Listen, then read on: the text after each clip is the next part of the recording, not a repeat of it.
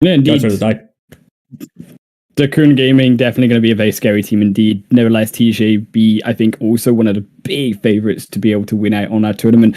But when we look at also some of the more wildcard teams and looking at how they've been performing through the recent months in the Asian region, definitely what stands out to me is the likes of actually the team of JM Yellow. And JM Yellow actually coming in as one of these more wildcard teams, one of these more unknown teams. However, definitely also bring to that table a lot of good gun skills, a lot of team fighting prowess, and as we said, it is about adapting, nevertheless, to if they can be as aggressive, a lot of good gun skills, if they can hold up to the best, because that is the question, Teki, of course, right? Where can they actually be able to hold up their own when you do have these hard-hitting teams around them?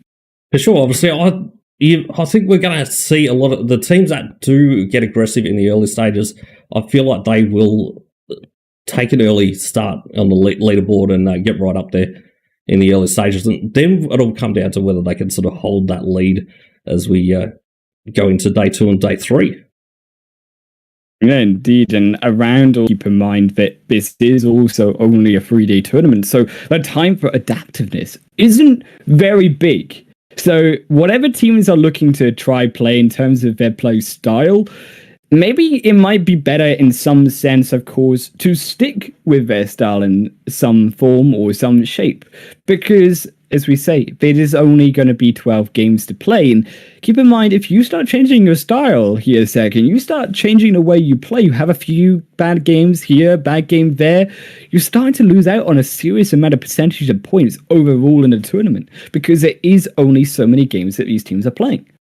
For sure, such a short format does really make it difficult to adapt. I guess it's really going to be the teams that can really adapt on the fly as the game goes on. Each individual game is definitely really going to matter when it comes down to it, as in being able to adapt to where the zone ships are going, and obviously the playstyles that these teams are going to pull out today.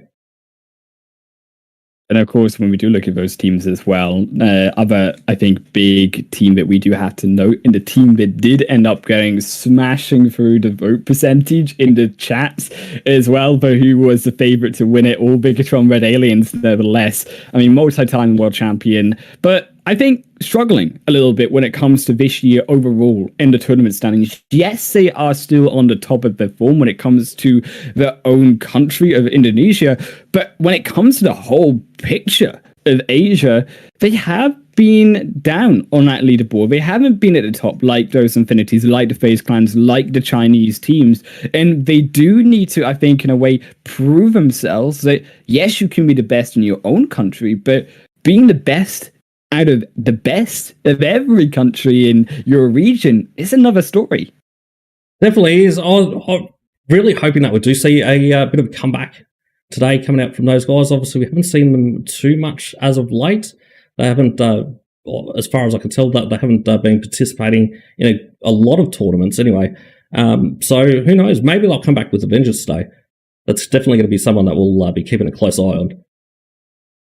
Definitely Bigatron Red Aliens are going to be one of the bigger teams to be able to look at on. And I think also another one of those wildcard teams joining up against JM Yellow, as we've already previously mentioned. I would argue Demigod, definitely one of these teams that definitely we should be looking at and should be looking at how they'll perform. Now, Demigod, they have, I think, felt the pressure of the big league tournaments before, and they have been not on the greatest scores. However, when they get to these late game stages, when Demigod are able to perform well, they actually do show up with good performances. So the more, I think, what we're looking at for these wildcard teams is that consistency. Am I right here? Where you look for the likes of Demigod, where you look for GM Yellow to, in a way, maybe show off their own playstyle, maybe force some of these teams to adapt to their own playstyle as well. Yeah, well, I guess with Demigod, it's going to be really interesting. They're sort of a fairly unknown team.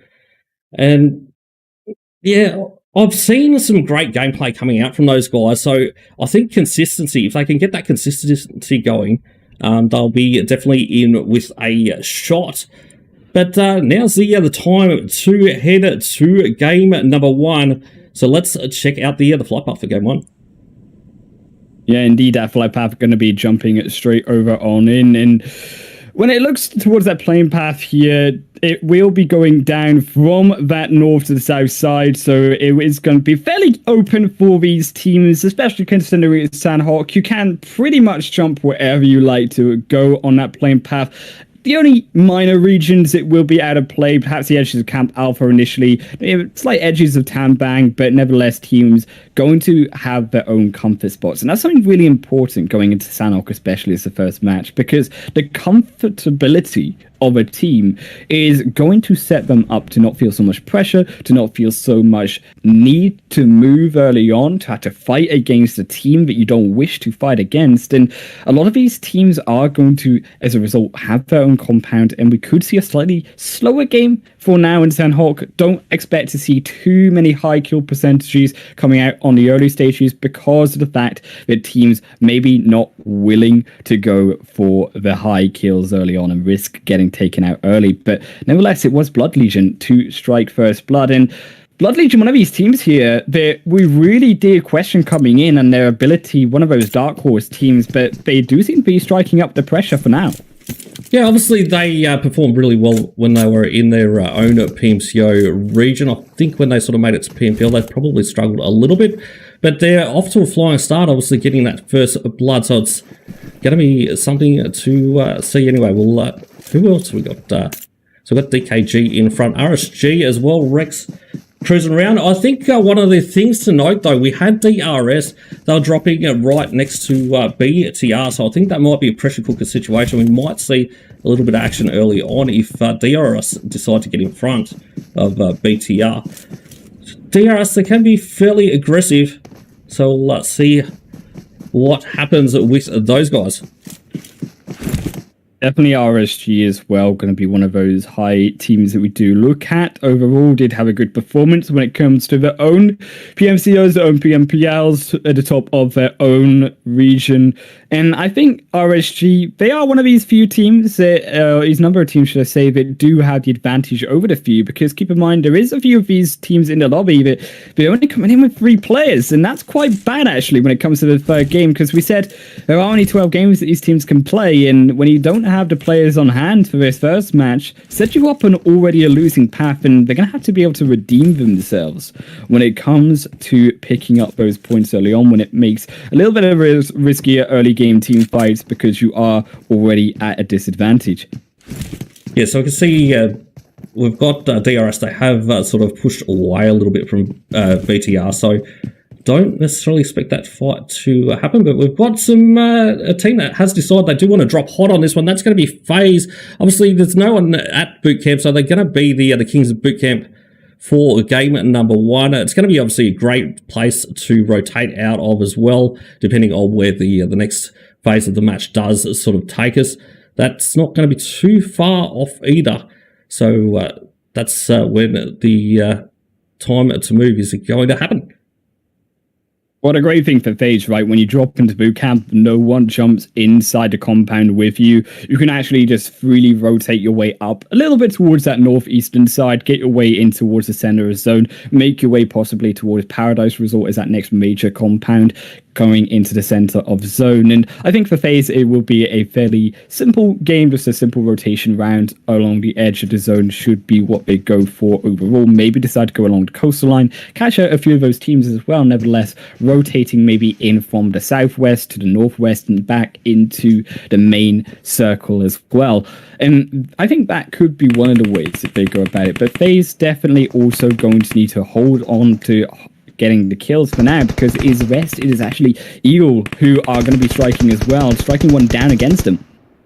So Eagle, unfortunately, they did just lose that con to one of the Infinity players, so forced to take this fight early on up towards the cow area. And what is it? It does look like it's roughly in that area. So they will be entering the later stages with just 3 players, if they can manage to get away from Infinity here. But it does look like Infinity, they've pretty much got them isolated. They do want to take this fight. They want to get these early kill points on the board. It was God Tunny that managed to grab that kill early on. So how's he going to fare with the match MVPs? I think that's going to be... Have you got any predictions of who you think might get up there? Well, when we look at match MVPs, right, we do have to look, of course, at Infinity. But Infinity here, they do look like they could be in a little bit of a tricky position because though Infinity, they do pin 1-for-1, look at actually the way the Eagle Esports are coming around. They've got that 1-2 split. They're going to possibly actually pinch in around Nuzi. So it is a little bit risky for them to stay in this position. And that's why you don't see them moving, not making those sound cues obvious to where their position is at. Looking for that surprise. Eagle, those two back up to the single, so the shots come out. We're going to have obviously some trade flights coming out from Newsies. They do try to hold the Eagles Esport back. That flank is really now starting to come out from the other Eagles Esport player back on that hill, but unfortunately, if they do keep rotating that direction, it could be very problematic as they're about to run into two players of Infinity Esports.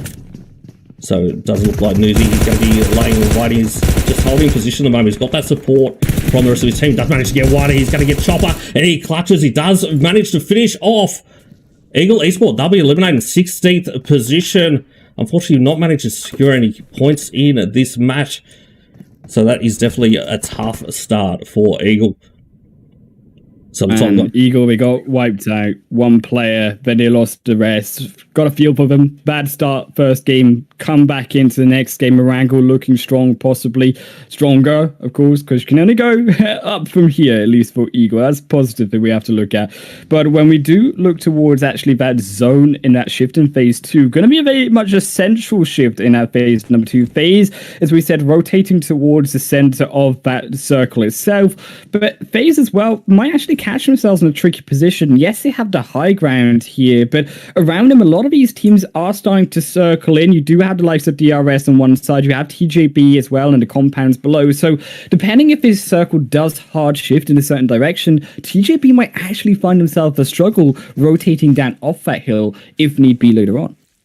Definitely, with that center zone getting so congested, it's really going to be interesting to see how that does play out. But obviously, we've got Orange and now going up against BTR. Pov is currently down. Nate's starting to fly forward from BTR. Will they hit the mark, though? It does look like it did overshoot just a little bit too much. Luxy now obviously trying to spot out Sunseed. Doesn't manage to do it. Looks like they're actually opting for SMGs as well, as he's got this Tommy gun in hand. He does have the full 50-round drum mag. But Orange looking to hold back for the time being. They're just trying to do a little bit of an overwatch at the moment on these guys, and hoping to that BTR do sort of overexpose themselves as they push to hunt and get those kills.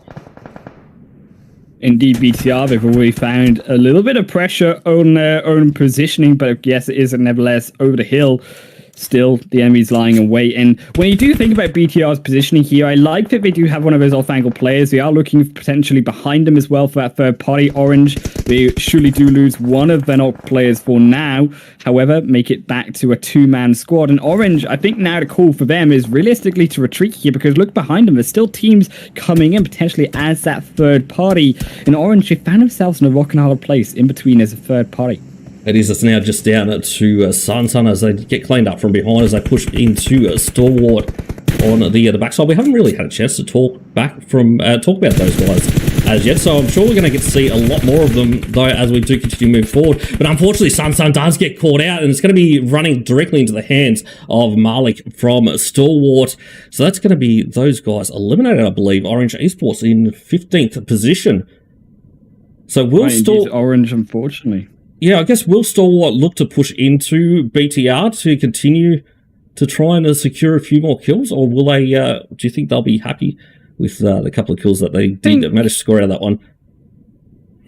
For Stalwart, I would say that they do hang back for now. I don't think at Stalwart they don't need to continue their pressure over to Bigatron. Yes, you obviously do have quite a big gap, and you end up risking actually Stalwart, if you do push onto that hill, exactly happening to Stalwart what just happened to Orange, getting caught out by a team potentially rotating in behind, especially considering as that zone is already on its shift down towards phase 3, is halfway through the second shift, and teams will be thinking of that rotation later on into the game, as we do see Orange. Unfortunately, they do fall in 15th position overall. But for FaZe Clan as well, I think that FaZe, they have also made the right decision here of holding down for now, not trying to risk those kills. And definitely that adaptation, as we looked at previously, the likes of FaZe kind of not being that early aggressive team as we expected them to be, instead actually going forward at passive rotations, looking to respect the rest of these teams, at least in the first few games anyways, potentially not willing to risk anything, at least grab those placement points in hand.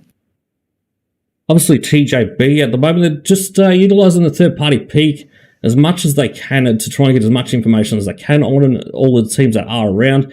It's pretty much a tough spot. I think they're going to have a little bit of trouble to try and get out of this position if the zone does hard shift it away from them here. It's going to be a really tough spot with all these teams around. DRS directly on the hill above at the moment to the north.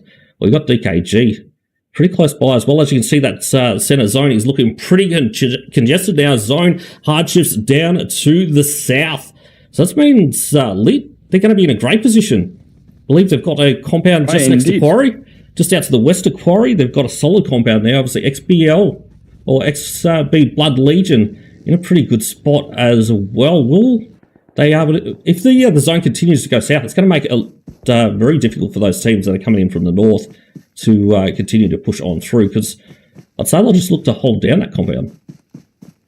Yeah, I think that 7CV actually struck quite lucky with this zone, potentially had to rotate quite far north, but now the zone goes back into their hands, so they'll be gifted with a 3-1 for now in the next phase, but also not so lucky here when it comes to teams rotating in, is from that northern side. And when we think of that congestion, and we questioned also the possibility of also a hard shift, and the likes of actually TJB, who you just mentioned, being in quite a tricky position, now having to potentially rotate out of their own compound. You can also see more of those teams around them, the likes of ONG moving their, or DKG, sorry, moving their way through in, and now trying to find a position themselves. And it is these early rotations that I would argue are the ones that will work out more successfully. Here, Seki, I would argue that for the likes of these earlier rotations, finding that position on the hills, finding that high ground, going to be advantageous when it comes to the likes of those late rotators, the likes of TJB, FaZe Clan, moving in later on, and actually as a result, getting caught out by these teams in these positions on the surprise attack. Yeah, so obviously DEMIGOD, Wham, getting caught out and catching a couple of bullets at the moment as they do try to essentially pull away from all the teams that were the center zone on the last phase of the match. I think DEMIGOD moving early on was definitely a smart move, because you were going to have so many teams coming in behind those guys. If they can get around the teams that were already just out to the west of Quarry, I think they'll be looking pretty good in the later stages. The DKG now being spotted out by XBBL Blood, managing to get a couple of shots on. Does look like Beloved is currently down as well at the moment for DKG. So it's definitely starting to heat up. DRS Nima is currently down at the moment. They'll be looking to get that revive. We do have Stalwart that's been putting the pressure on from the south. So Stalwart, they'll be loving this zone. They've come in on that southern side, and life's been pretty easy for them so far, but we will have BTR that'll be reasonably close by as well. I think that might come into the mix very soon. So DRS now looking to actually change up positions. They're trying to get into zone at the moment. They're possibly going to be gate kept and running into a couple of teams as they do actually push in. We do have DKG in that general area, but it looks like they're going to be pretty patient and try and get some kills out on the outside of the next phase of the match. So you can see, yeah, that's right. And of course, when you look at the likes of DRS here, rotating around, DRS, they are actually on the edge of the zone. They've got to rotate in, but look who's ahead of them. You still got, as you mentioned, Stalwart, you've still got more teams up in front. So it is going to be quite tricky. They do have, for now, a position on the edge of the zone. However, I do think that going into the next phase, they do need to look at how they can possibly rotate, as this zone will shift once again here, but centralized is just around Quarry. And this is what we talked about, the opportunity of these teams coming in around Quarry itself. So like Blood Legion, now also even those coming in for the north side, like DEMIGOD, also on that hillside, going to be able to potentially gatekeep a lot of those teams that we said late rotations in. FaZe, all of these teams on the northern side. And I think for DEMIGOD, we mentioned them as one of these wildcard teams, can now look to prove themselves when they have an opportunity inside the zone to pick up plethora of kills of these teams rotating in below them. So it looks like TJB at the moment is actually having a little bit of trouble with the third parties, obviously trying to get out of that position they were in. But BTR obviously going up against Stalwart as well. They'll be looking to gatekeep there. But Infinity now on the move, and looks like they are possibly about to run into a little bit of trouble as they push up towards Stalwart. You've got someone that is ever so close, just camping out here. They have been spotted. The push now comes in. It is going to be Giles in from DRS. Unfortunately, does get caught out and will be thirsted straight up by Infinity. Infinity already up to 7 kills so far. So definitely showing that they are going to be an aggressive team. And they're definitely going to be a team to contend with. Indeed, Infinity, though, they are getting shot up. They do find some relief inside the car for now. Across the road, they go inside the rocks of cover. They will stay, and it will be Infinity still having to move up, though, because, look, they are outside the zone. They've still got another team to fight, and that is, of course, nevertheless, and DKG up in front of them. DKG, they have the position, though, in their own hands. They have the opportunity to try gatekeep away Infinity. And despite their kills, they might find themselves falling out early on as well. These teams on the south side still looking to find their way in, the likes of RSG, also now going to have their own potential fight up against their own opponents later on. JM Yellow as well, just ahead of them. And actually, JM Yellow, a great opportunity to actually take advantage of, I would argue, RSG, where they are trying to rotate on the low hill, but looking for a wide rotation in across the western side, but it's just not going to be given to them if JM Yellow can look to gatekeep them away in the rotation. Well, it does look like JM Yellow, they are going to continue to push forward, so RSG might get a free entry into a zone, but Infinity, they're showing they've been pretty confident at the moment as they have pushed another team, but it looks like it could be fairly disastrous here. There we go, they're eliminated. They go out in the 13th position as DKG now going down to a third party as well. We've got... That is... So it's DRS eliminated 14th, yeah.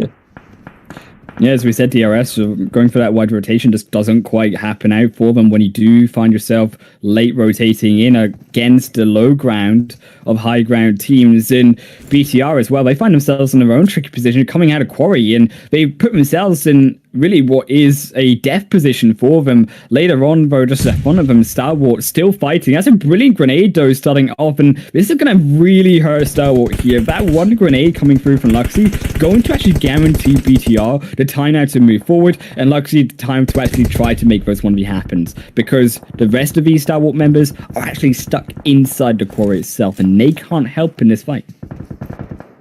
I guess they've got a plus side on that they're in the quarry at the moment. Considering how much this zone has gone into quarry, it's going to be, what, probably about 30% of that quarry area, which is going to be insane. But we've got XBBL at the moment looking to go at it again, but RSG is still trying to come in from that southern side, and I think that zone has hard shifted a long way from these guys. They've got a lot of teams in front. They are going to have to push through. I think Lit's going to still be in a great position as well, but RSG, they are going for a big push now onto Join Me Yellow. Looks like Small Boy is currently down at the moment. Batman looking to do the Overwatch at the moment as Kim pushes down the hillside as well. So not really a uniform push coming out from these guys. It was sort of a 2x2. I sort of really feel like it probably would have benefited a little bit more by the 3x1, but Small Boy, he is still alive and kicking. They might be able to get a revive, but that zone is closing very fast, so they're going to have to get it moving pretty quickly.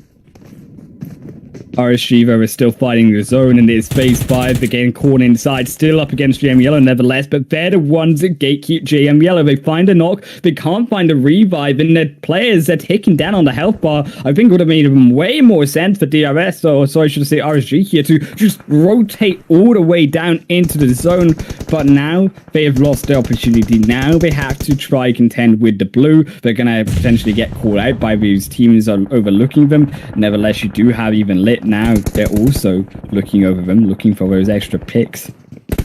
So, to be honest, from this position, I'm surprised they haven't actually managed to capitalise and get a few more kills with that compound. Obviously, they are going to have to move now, and they're going to have to push uphill, so it is definitely going to be an uphill battle for these guys. We do have a PN crew. They're pushing in from the north. I'm loving their rotation at the moment. They are coming in very late. As long as Sandesh can actually get in there, I think they're going to be able to move into this next phase of the match pretty solidly. We do have FAZE, though, that they'll be looking to hold them back at the moment. Unfortunately, Sandesh does end up going down to play zone, and Killer, he's in a lot of trouble. He's pinned down by Ziv from Lit, and he's patiently waiting. Beautiful position there from Ziv, can actually take out the rest of this entire team, and unfortunately for him, Killer really has nowhere to move, has nowhere to go in that blue zone as well. Will keep him up first. So we can see the positions coming through, you see the fire coming out, and you definitely know there's someone down in the house now. Killer may have to wait, just may have to go for the healing strategy, because in this zone is still centralized over towards Quarry, and you can see when he starts to go out of compounds, when he starts to go into the open, it's way too tight with all of these teams inside, and one of those teams, Blood Legion, sneaking their way in with one of the only few compounds inside. They have the chance, Blood, to actually look for their own kills, look around these exits and entrances around Quarry itself, as BTR, they exit out of that Quarry, and Eston gets smacked. They're in a very tough spot as they're going to have to essentially push up the top onto the road there, and you got a lot of focus of fire happening in their direction. XB Blood looking extremely solid on this one with that compound. It's really going to depend on whether that zone goes to the north or the south as to who's got the significant advantage. Is it going to be FaZe or XB Blood? Does look like Elite is really struggling to get in as well. They haven't been able to move from a compound, and it does look like XBL Blood, they are going to need to move on this one. I think they might be, no, so they're just outside of zone, so they are going to need to move from that hard cover of that building. You see Dominic's trying to get some higher shots onto TJB as they've pushed around to the low side. They're going to be taking the Quarry area on this one. They're going to be right down below, so I think really if they can't get out of that position, it's going to be very tough, and they'll be looking to do a heal off on that one. So we're down at Blood, though, we do have the position of the zone, though, moves away from them. And Blood, look at where that zone goes, so Seki. It goes away from them, so now they have to move. But it's actually, look above them, the likes of FaZe Clan, who have held off all this time, patiently waiting, not going for the fight. Now's the time to pick up the kills. The high ground, the zone goes their way. It's really just going to be a fish in a barrel here, unless XBL can get right up against that rock face there. But I guess the real worry is TJB going to be able to get up that Quarry face and actually start to pummel them at the base of the cliff there? That could put XBL in a really vulnerable position. But big shots coming out from above. It does look like XB Blood. They're going to try and just play this rock face, but they are getting spotted out. They're in a lot of trouble now as Tony K puts the pressure on. They do manage to find a little dip in the cliff there. And I'll be able to chill it for the other moment and see where this next phase goes. It does look like it's actually sort of going back down towards these guys. But 3 teams now remain. We're going to have TJB. It's going to be a FaZe and obviously XBL Blood. So let's say that FaZe. We've got a couple that's going to be right inside zone. Will they be forced off this rock face? It does look like that's a potential possibility here. TJB, they are praying that this zone stays with them, but the likes, as we said, for FaZe Clan, though, they're the ones in control. However, this zone goes away. That's what these teams are praying for FaZe to get stranded on the top of that cliffside, and that's what Blood Legion are also hoping for. They've made that successful rotation on the edge of the rock. They're able to survive, and actually, it's TJB who looked the worst off out of these 3 teams. And there we go. So TJB now starting to really come into play, but they do get set back down by FaZe from above. MR5, I believe, putting in a massive amount of work on the TJB. They're now down to just 1. It's going to be Longs looking to get that revive. They don't have a lot of time, though. Do they have that position inside the zone? It looks like FaZe, they are going to go for the hunt now, and they're going to take the dub for game number 1 of the Ultimate Warrior Showdown. And they're going to do it all by positioning in this one. So indeed, it will be FaZe. They managed to find their way down the cliffside. They managed to find the kills onto the help of TJB from Blood. They managed to find Blood afterwards, who went out in 3rd position, weren't able to hold off there, Seki. And as a result, actually, FaZe, they come out stronger when it comes to the first game of Sandhawk. Looking forward to what they can definitely bring FaZe now moving into the rest of the tournament. I think their patience in this first game was something that we hadn't seen from them before, and something that definitely now changing into a different playstyle, working out for them and not going for the super aggressive playstyle and the tendency that could have got them killed, like Infinity around them, like the rest of those teams of Star Wars as well, around that center circle initially, who then, yes, got kills early on, but also went out earlier before them. Yeah, I think the strat really was just a head down bum up. They weren't looking to take the easy route. They obviously dropped the boot camp to start with, and they were very proactive as the zone shifts came. as soon as they come out, they basically started to head towards that center zone. I feel they obviously were a little bit slow where they had all the teams to the south, which was obviously a smart move there because it was getting very, very congested around them. So they were able to pick their right at times to push on down and make their move and secure that win. Nevertheless, so and when we move through over to thinking about FaZe and thinking about also the other teams here as well, and the likes of also TJB to survive. When it comes to TJB, they also had a tricky position. We mentioned them earlier on, right? When he had that initial center position in his zone, he had the compound, and we wanted them to be very careful in how they decided to choose their route out of that. They went for, of course, the car rotation down towards the quarry, then they dipped into the quarry. Big risk, I think, that could have not worked had actually decided Bigatron been able to survive a little bit longer, because if Bigatron can get over that road, they can start to pin down TJB, and it starts to look like a different story where Bigatron, they're the ones surviving to possibly that second place. However, also you do have to look at that third party, which was nevertheless Blood, and yes, Blood fall down in third, but even though TJB were also able to surpass them, it was Blood that allowed TJB to survive in that sense, because they were the ones that helped to decimate down those Bigatron members. Yeah, I guess it's a really, really big risk versus reward if you can hold down that quarry position. It's such a tough spot to be able to hold, and I guess that shows the caliber of the team to be able to choose that sort of positioning and be able to play it out. And obviously get to the final stages of the match. It's they're definitely really going to be one to watch as we progress through this tournament. Yeah, of course, it is only first day, it's first game, so it's early start for all of these teams. Can't pin down just purely off of one game what these teams are going to be able to playing like and what their performance will look like by the end of the tournament, but it definitely is an indicator that some of these favorites that we were looking at, like TJB, like FaZe, were able to show up. But I think also some of the other favorites that didn't show up that we expected, yes, also Infinity, but even to an extent at DK Gaming, one of the other representatives from the Chinese region coming out of the PEL as well, they weren't able to find that success that the brothers in arms were able to find. Yeah, it's a really tough one. Yeah, but so who else we had? We had XP Blood Legion. Yeah, they were absolutely loving that position they had in directly right next to Quarry. For that. Now, able to play it out. I guess it come down to a little bit of luck on their side. It's going to be interesting to see how well they do play out. Was that one more so a luck sort of positioning, or are they able to continue to predict the zones, I guess, and get themselves into those sort of positions?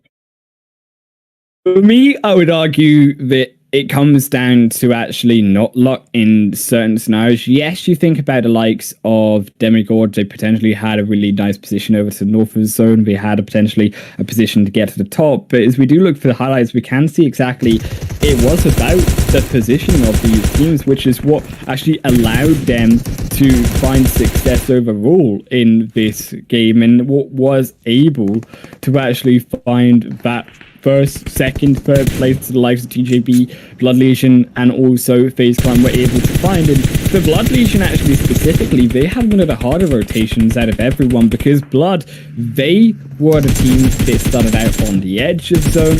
But yes, they had a first kill, they had the first blood as well, but also they had a long ways to go, and coming down from that northern side, it definitely was fairly tricky for them to do. However, I liked that they played it on the edges and they didn't go for that more central position, so when it came to getting out of a tricky spot, they were able to navigate around the edge of zone. They tanked the blue zone a little bit around that mid-game stage to get there. However, when you tank a little bit, you get a big reward like that third place, you get those kills in the late game. It's very much worth it. So match MVP is going to be Venturis from FaZe. So he's obviously got 4 kills on this one. Sorry, you got 3 on this one. My apologies, just getting that right. We've got some reasonably high damage as well, considering it is Sandhawk. I'm saying that, no, it's actually relatively low for him. But right, let's go into the head-to-head. Definitely, FaZe Ventura's match MVP, but a head-to-head here, 3 to 4 kills. Zuxi going to be the one that comes out on top and slightly higher damage overall. Zuxi definitely one of the examples there, Bigatron getting stuck down in a bog of that quarry compound itself. They went down very early on into the quarry itself, and then they struggled. Yes, they were able to take out likes of Star Wars, but then they struggled to find a position because that fight took so long to then get future position in the game, to get future compounds like that of Blood Legion were able to control for safety. So Zuxi definitely doing good work, but definitely, as we say, Bigatron, they do need to be very careful about where they go into, because that could have ended up a lot worse for them. They could have actually found themselves surrounded by multiple teams, and then Bigatron, they get sliced and diced and they lose players one by one. We head into the kill and damage chart. It does look like BTR, they really did come in with a vengeance on this one. They had a point to prove, and they put a lot of pressure on a lot of teams, but unfortunately they just weren't able to rotate out of that quarry position. I guess as soon as that zone hard shifted to the northern side, it was pretty much going to be disastrous for that one. It was a 50-50, a flip of the coin that made life very difficult for those guys. So who else do you think is interesting? I guess Infinity, they were pretty insane as well. Obviously getting the highest kills for the match there with 8, and they're right up there when it comes to the damage as well. I feel like they got a few kills early on. They got super confident. They went in for some crazy pushes. They were just looking to try and steamroll a lot of teams, but just unable to get into the later stages after doing so. Unfortunately, just getting caught out on that one. I think one of those other teams, of course, never mind also Infinity, but actually Lit with their good positioning over in the compound, able to actually gatekeep a lot of those teams before they did come down, able to pick up those 6 kills as well. It'll pick up a fair amount of damage, but when we look, of course, towards then the next game, which is, of course, going to be back on Erangel, who does well there, and you actually do have to think of it, some of these teams who were aggressive on Sanhok, who were going for those kills, maybe they now need to rein it a little bit back, because Erangel isn't as fast paced. Erangel is, of course, bigger than Sanhok, and when it comes to Erangel specifically, it's interesting to see if these teams who do go for those fights, as we say early on, if they can then translate that through onto multiple maps. Because as we say, it is early days, it's only one map. And if they can find a success that they've already had on Sanhok, and if they can repeat that through multiple games today and then through the rest of the competition. But never mind also the aggressive side, also looking towards those who aren't so aggressive and who didn't have that good game. You think back to, of course, the likes of Eagle, who got taken out very early on. You think to the likes of DRS, who weren't able to find a good position in that zone, got taken out very early on as well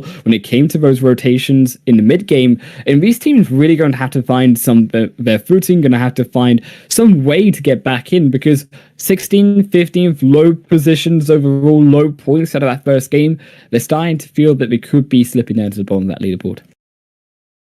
Yeah, I guess hopefully they can. I guess the mindset gets pretty tough as well when you do get a rough start to the first match. Hopefully they can pull it back for the second one. Hopefully they do manage to find a spot on the map. Obviously, Erangel is a little bit bigger. They have a little bit more space to work with in those earlier stages.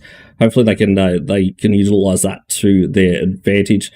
But yeah, that's going to be awesome to see how they do handle the Erangel. A lot of these teams are going to be the next one. Yeah, so obviously a lot of these teams that haven't landed with each other before. So we saw teams that were almost landing on each other before, and yeah, obviously they decided to pull out, so they weren't looking to take the early fights. I think that was probably a smart move by those guys. But yeah. And nevertheless, so it is up to the next game to see if what they can bring as we head over to the break and see if FaZe can find that success they were able to have in game 1, or if they will fall down, and who will be able to rise up to the occasion. As we go to a short break, we'll see you guys on the other side.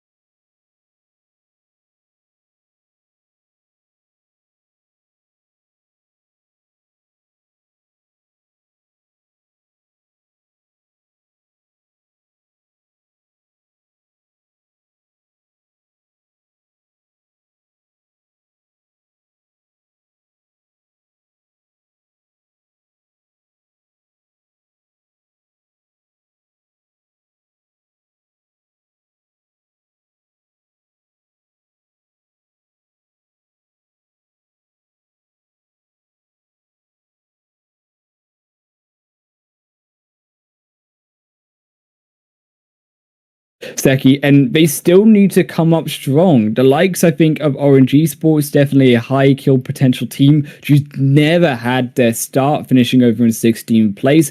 We even had the likes, I think, of DK Gaming as well, not having a good performance. No, and I think they'll be definitely looking to improve on that as we progress into game number 2. There's going to be a wrangle, and yeah, it's going to be awesome to see. Indeed. But if you want also something awesome at home, you can of course see it on the link below, and it is that beautiful QR code. If you scan that QR code, you fill in the forum on the link, and you can enter into your own giveaway to win your own prize money and your own prize merchandise from, nevertheless, the EFC themselves. And of course, keep in mind it is only available to the side of Southeast Asia region, unfortunately, so that will be Malaysia, Singapore, Indonesia, Thailand, Philippines, Vietnam, and Cambodia are the 7 countries that are eligible for the giveaway. So, of course, if you aren't in one, you can't sign up and win the prize, I'm afraid. However, in future, we do hope that you can sign up to a more global giveaway indeed. But looking towards a more holistic view of the tournament so far and what we've seen in game 1 here, Seki. Yes, we talked about the favorites coming up strong. Yes, we talked about some of them falling down, but actually surprisingly was some of these teams that we didn't expect to have such a good result actually showing up strong as well. Yeah, I guess XP Blood Legion, they really surprised me with how proactive they were about getting their positioning. And I think it really sort of were able to capitalise on that and getting themselves 10 placement points, obviously getting 13 points in the bag for game number 1. That's definitely a good start to the day. And as well, not only, I think, Blood Legion, but actually the side of Lit also coming up clutch, grabbing themselves 6 kill points as well. And they actually steal away Blood's position overall in that leaderboard. Blood now down to 4th position overall with 13 points after the first game.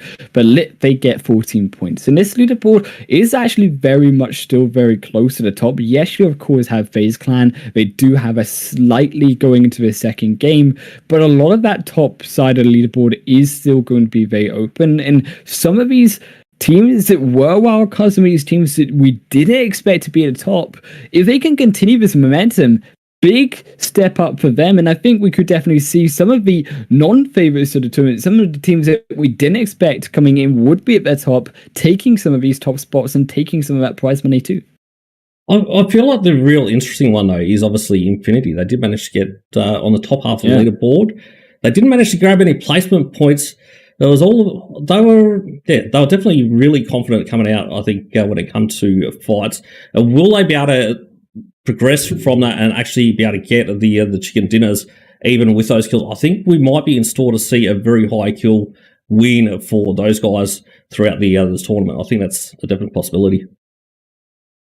Indeed. And I think also keep in mind the other team that I think I was really concerned about overall was actually overall, I would argue, DEMIGOD, INCOGNITO. Now, DEMIGOD, they, as we mentioned, had actually one of the strongest positions in that zone when it came to the high ground, when it came to overlooking all of these teams like TJB, like FaZe, coming out into now the zone on that hard shift down to the south.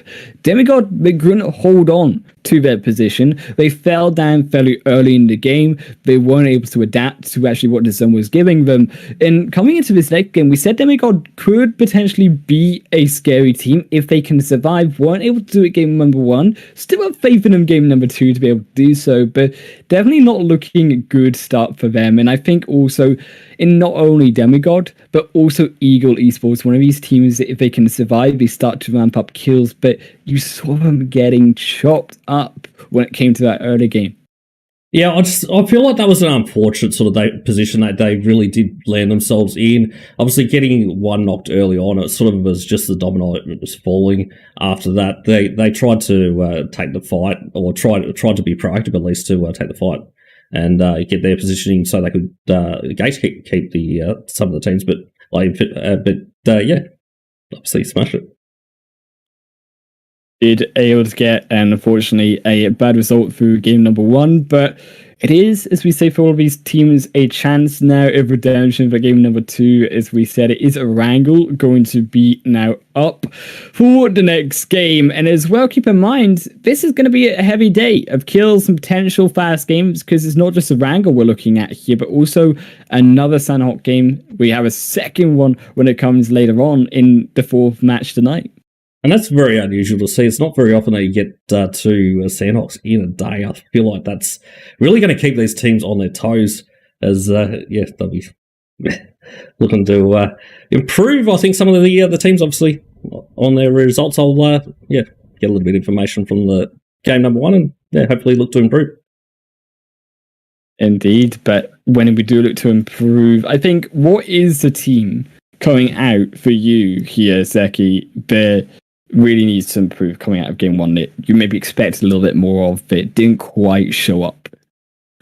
To be honest, probably DEMIGOD would be one of the teams that I would have thought would have gotten a little bit higher, and hopefully we do see them improve for the next match.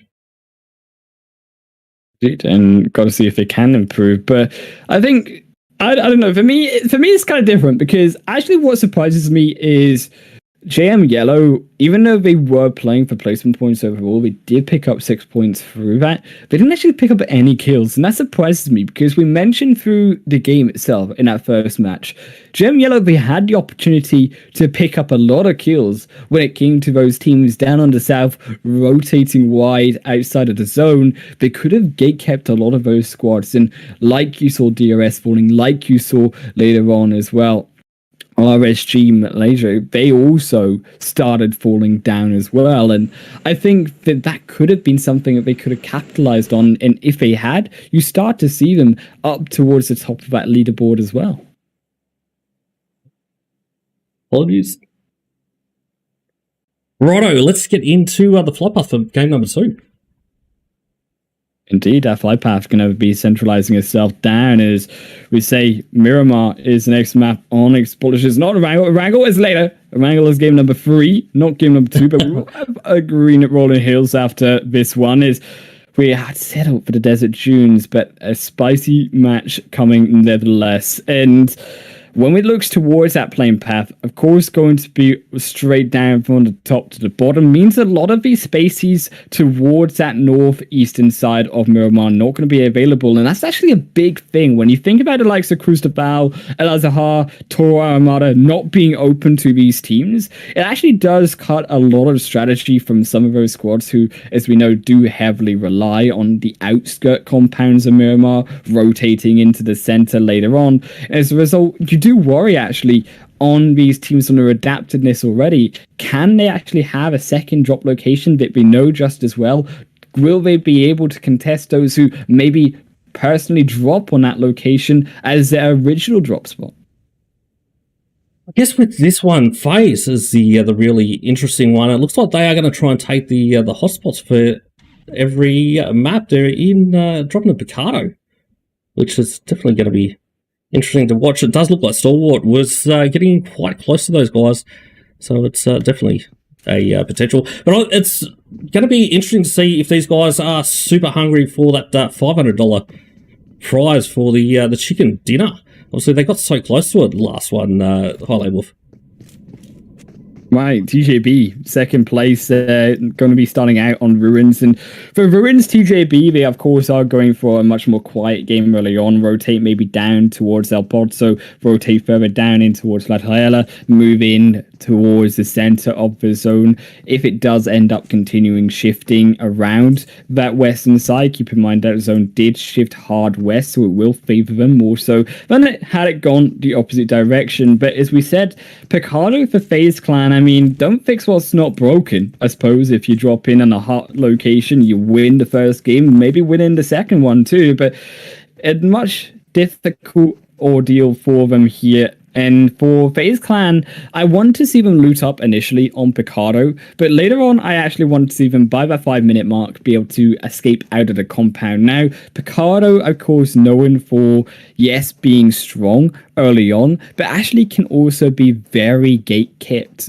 and a team inside. And around the Picardo compound itself, there is those open spaces, there's those hills that teams can overlook you on, and if FaZe Clan are slow with their rotation out, you can start to see teams potentially, as you say, around them, rotating up to them, keeping them there in the compound and stopping them from rotating, putting them behind minutes in the game from every other team. Also, unfortunately, we're going to see Eagle Esports having to take that fight early on. They are going to be going up against Orange Esports here, and it looks like Eagle Esports, so they are going to manage to get the first blood.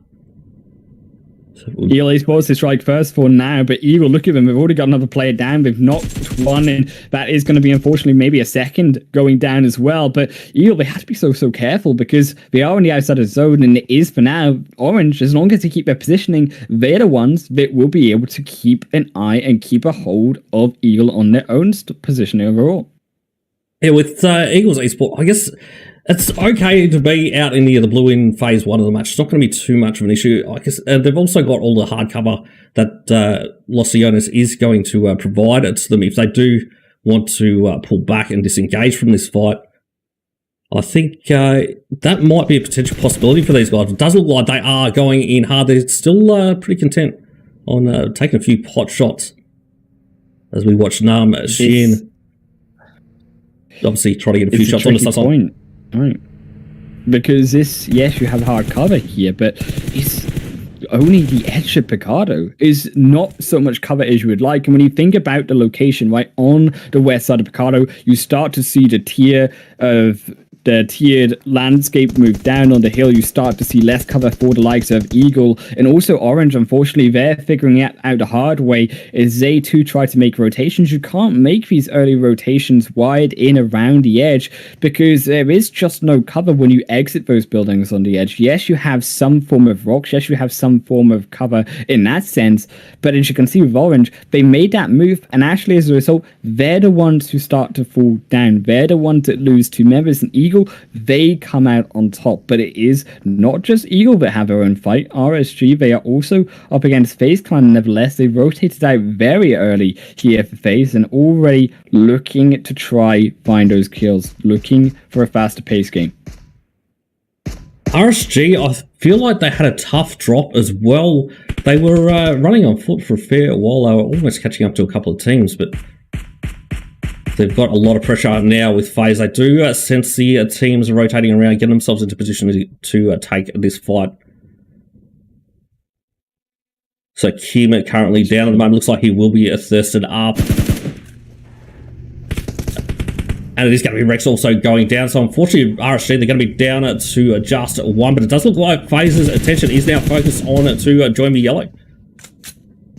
So we've got Venturas now in the small boy's side. Small boy pushes up. He's feeling very confident on this one as he pushes right up. But it is going to be an Overwatch that's putting the pressure on. He does really need to watch out for some support fire. And it looks like Small Boy, unfortunately, he's going to be eliminated. RSG taken out in that 16th spot.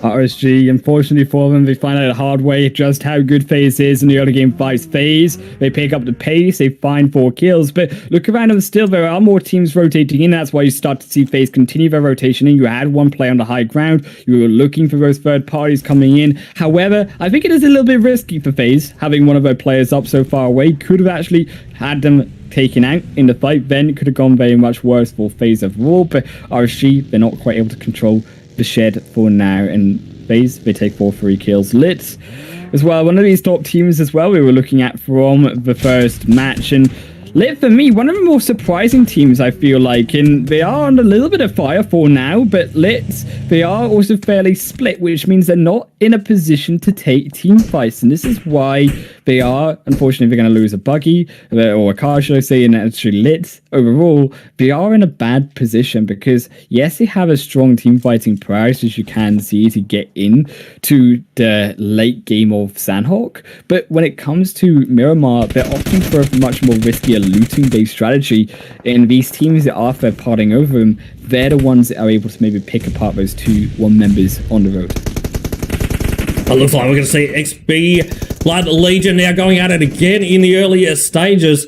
So it's going to be going up against German Yellow. They're pushed in hard. It's going to be Dominic that does unfortunately run into 2B1 now, pushes up to try and put some more pressure on. But XB Blood Legion just dropping like flies at the moment. Demon now last one standing as he does get a thirst on. So Demon looks to get a bit of a heal on before we do see Easy push up. Easy just trying to spot out Demon at the moment. Does give away his position here. And unfortunately, XP Blood Legion, they are just losing players like 5. But Demon pushes in, takes down Easy. And it will be 2 more now that will look to push on up onto Demon. Demon is going to go in for the hunt, though. He gets another. Can he clutch this one up? Unfortunately, he doesn't. That is going to be XP Blood Legion eliminated with 2 kills in 15th position.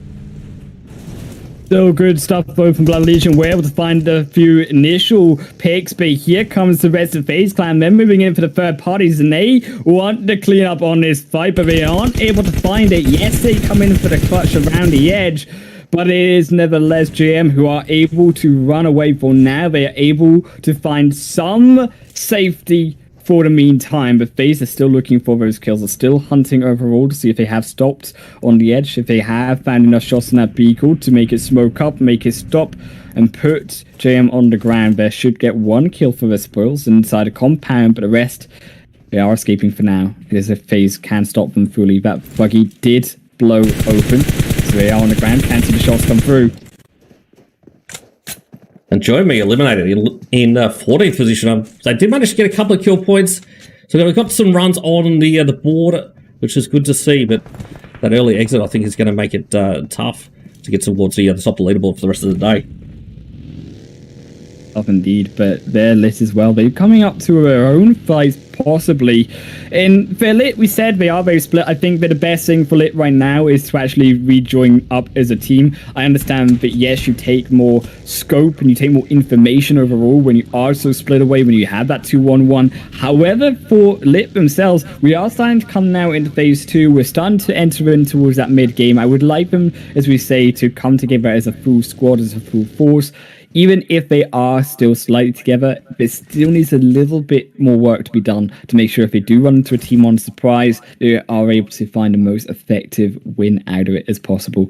Is also looking around on that flat side, on that zone, moving in towards the likes of Ladriela, towards the likes of the edge of Picardo Hills in the west, the likes of DKG as well. And DKG, yes, we've seen success from one of their Chinese representatives. TJB were very, very strong when it comes to the first game. TJB as well, still alive, keep in mind, standing around the ruins area. But DKG, they did not have a good start at all. They went out very early on. We didn't even get to see it happen. And now in the second game, we had to make sure that DK, for them, they don't feel like a ghost through the rest of the day.